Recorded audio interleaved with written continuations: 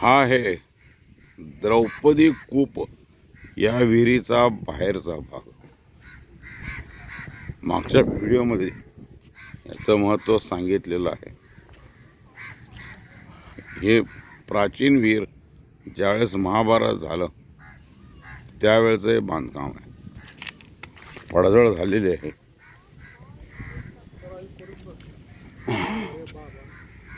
एक ऐतिहासिक प्राचीन वास्तू म्हणून हे असंच ठेवलेलं आहे.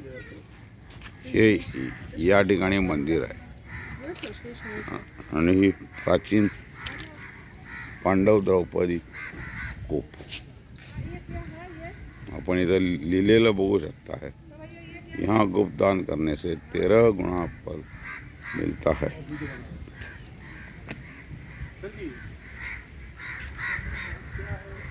आणि ही विहीर ही सेंटरला दिसत आहे. ही विहीर आहे.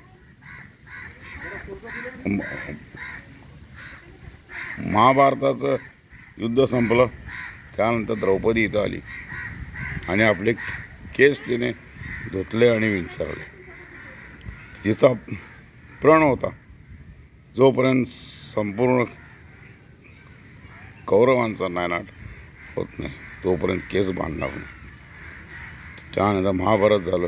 भगवान श्रीकृष्णानं सगळ्या कौरवांचा नाश केला आणि एकही पांडव मारला गेला नाही.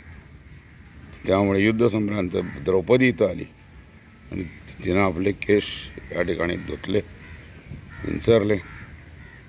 त्यामुळे या विहिरीला द्रौपदी कूप असं म्हणतात.